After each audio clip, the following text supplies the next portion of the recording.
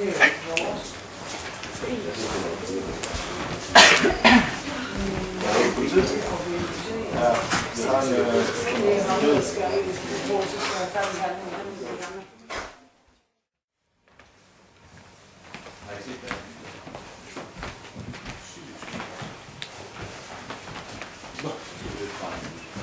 der er ikke noget til her.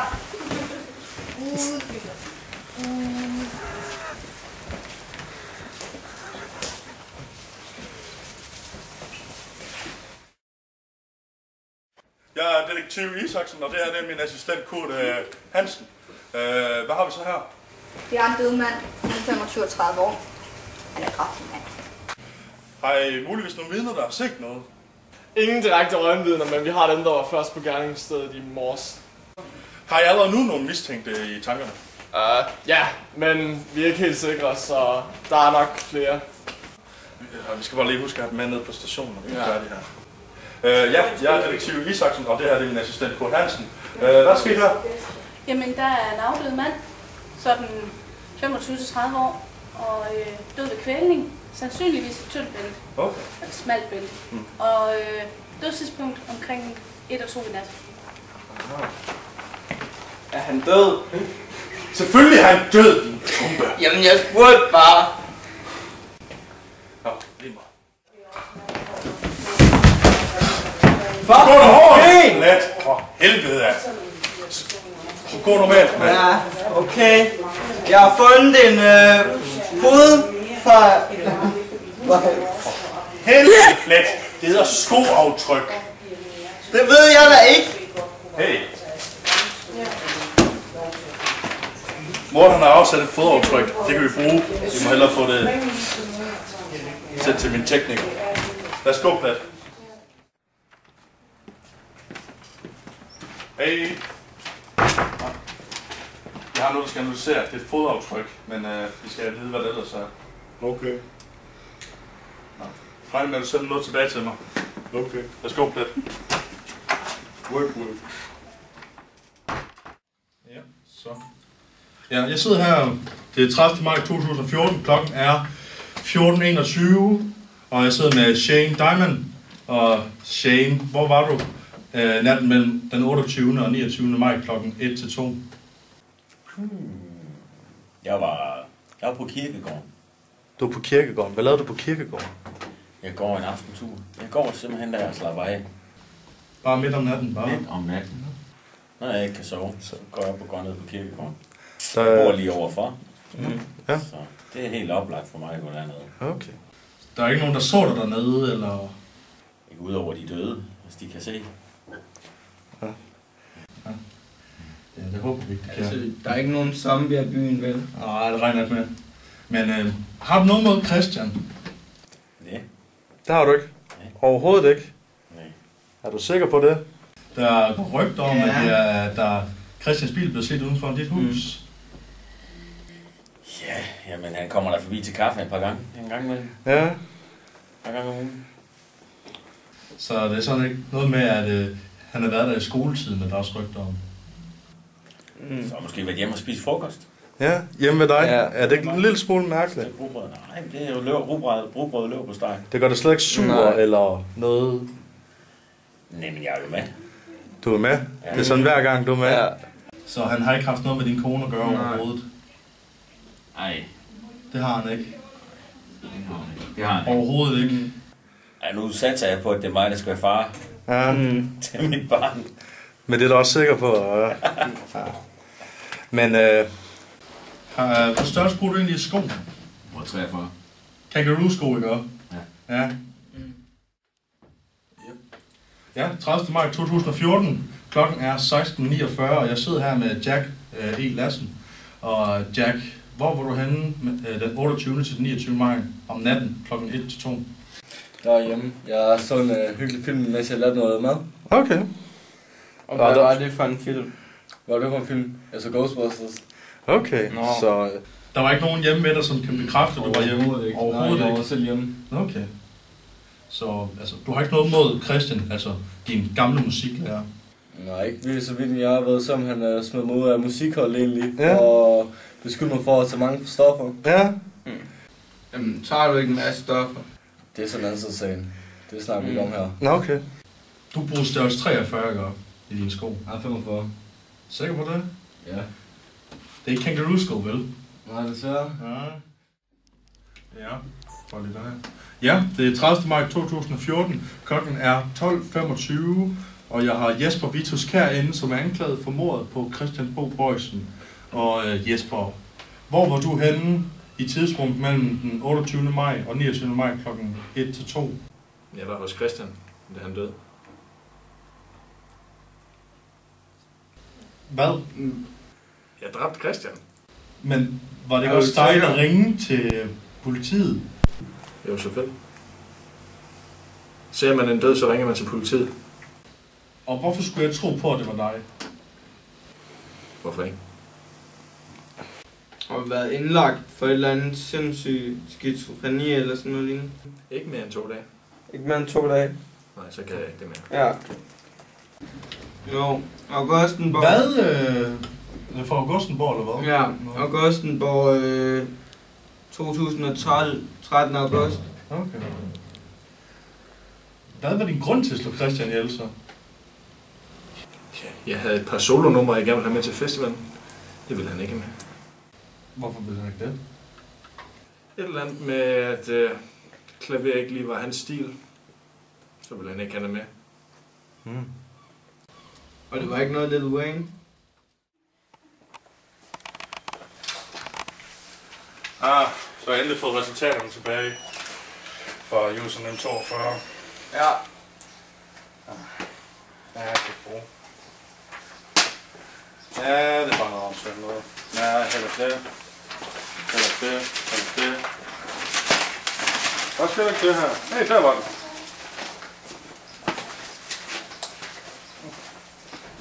Ja, så er der.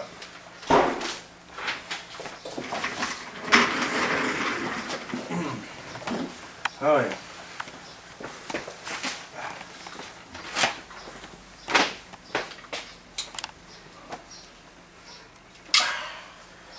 Han har kun lagt et spor på os.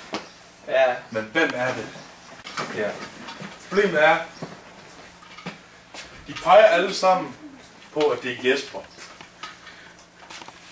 Jesper siger også selv, det er Jesper, men hvorfor gør han det? Det aner jeg sgu da ikke. Det er altid Lil Wayne. Han laver så meget lortemusik. Og det ved du bare. Det er det der med Shane. Vi har hørt fra nogle af vidnerne, at der har været lidt med Shane. Med Kette. Han har været lidt for tæt på Shanes kone. Jamen, det kan man jo ikke sige om manden. Janes kone er jo pisse lækker. Ja, netop derfor. Ja. Netop derfor. Så Shane vil have motivet til at slå Christian ihjel. Højst sandsynligt er det ham. Det kunne også være Jack, for vi hører fra nogle andre vidner fra musikholdet, som I har hørt om, hvor de har de her samtaler her, hvor de simpelthen, Jack har altså et stofmisbrug, og det kunne Kette altså ikke. Han ville altså ikke have sådan en i sit band. Ja. Så derfor... Alt det der kokain og alt det der, han tager ud på toilettet. Ja, det er bare så mærkeligt, at Jesper siger, at det er ham, der har gjort det. Det giver overhovedet ingen mening. Det er jo fordi, han er psykopat. Men det kunne stadigvæk være Lil Wayne, fordi han laver så dårlig musik. Og bare vil med til festivalen. Indrøm det nu op, at du bare hængte ham derop, fordi at jeg ikke har set det. Nej, det er fordi, han laver så dårlig musik, mand.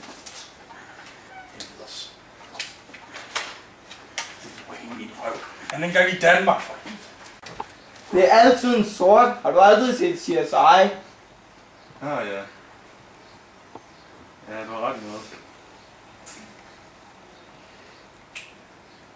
Det er nok derfor, det er Shane, der har gjort det.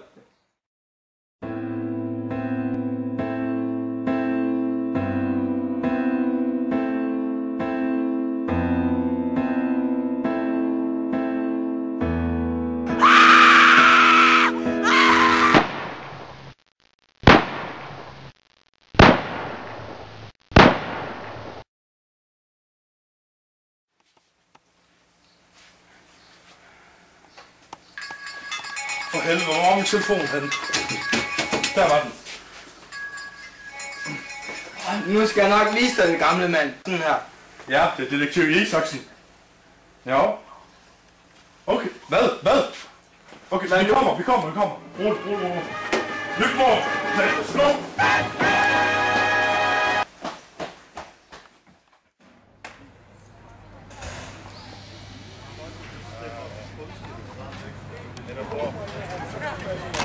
Sikker på det, det kan også være en sov. Hun er død. Ellers havde de ikke det her spærreområde. Nå, vi må se at finde resten. Nå, hvad har vi så her? Susan Kelsen, okay. Da jeg kan se, så er floden skubbet bygningen ud i hjertet.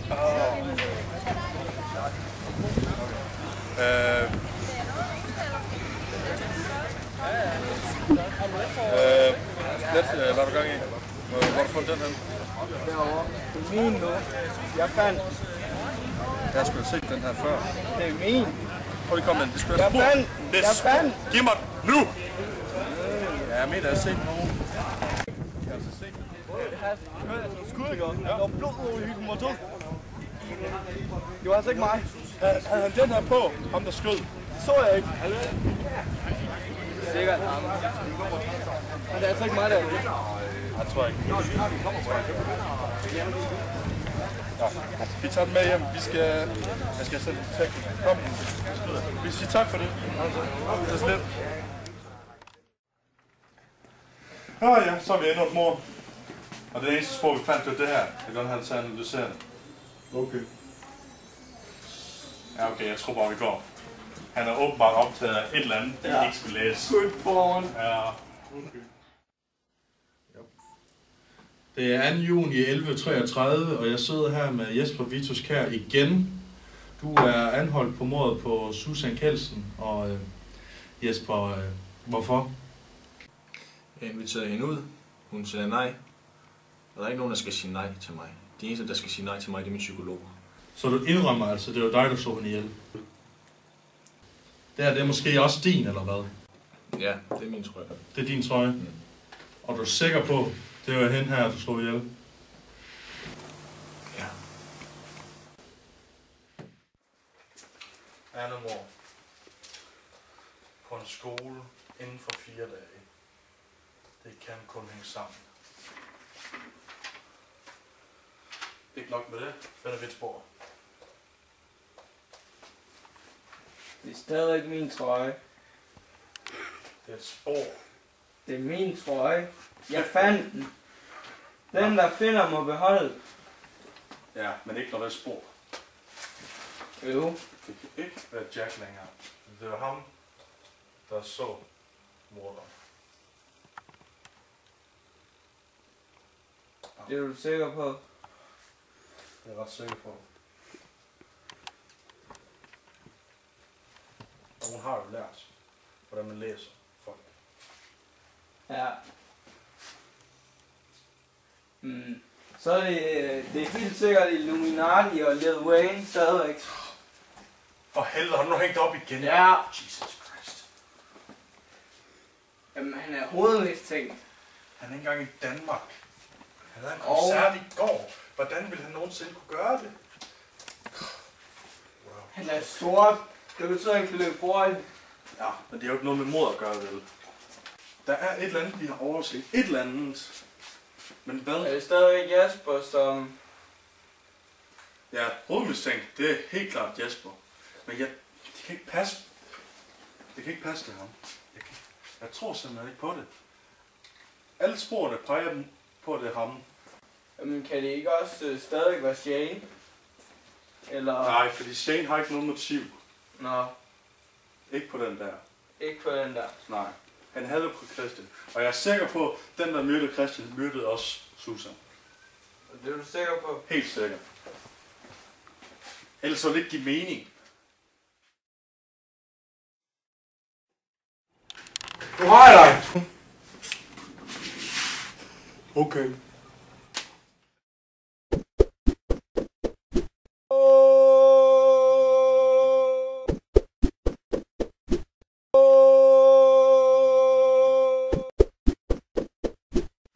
Scheiße.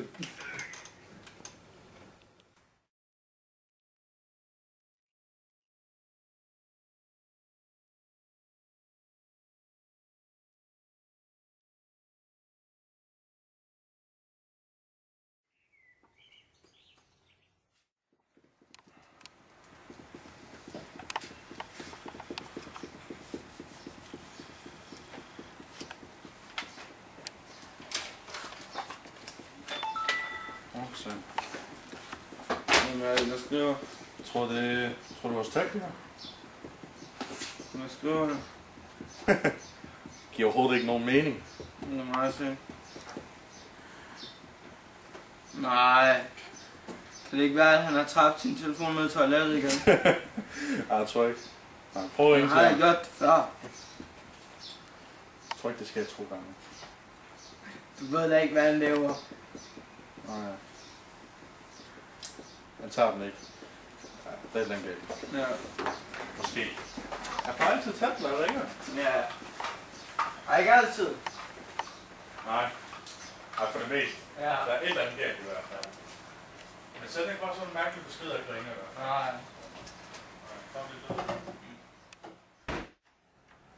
Hvorfor svarer han ikke? Det var da utroligt. Hallo? Fuck, du er død! Se, det er det, jeg siger. Det er Lil Wayne. For helvede. Stop nu med det lort der. Hvad er det der? Det er en trøje. Fodtråd og... Hvorfor? Og torkehøj. Selvfølgelig.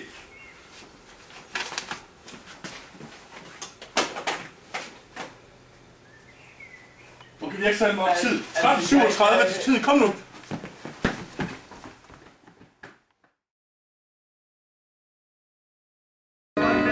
Hænderne op! Klokken er 13:37, du er anholdt. Alt du siger kan og vil på grund du er anholdt.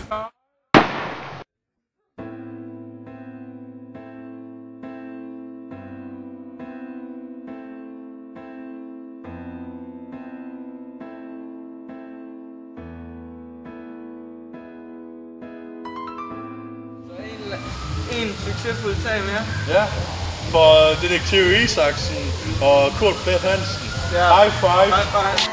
Bad boys, what you gonna do? What you gonna do when they come for you? Bad boys, bad boys. Er anholdt på mordet på Susan Kjeldsen. Og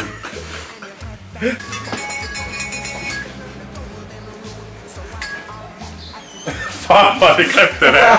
Bruger du størrelse 3? Oh my god. Hej, jeg er detektiv Isaksen. Hvad laver du? Det er ikke nu, du skulle vælte din klovn.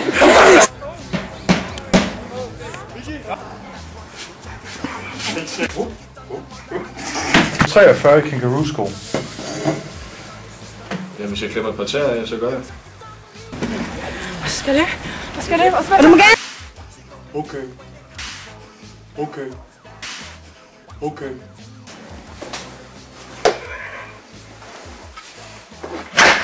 Satan også. Jeg har fundet hjulet. Så sæt dig på igen, klokken sparker. Hvordan gør man det? Gør, bare gør. Police now, you know, break. That old soldier man, I give you no. Helt længere.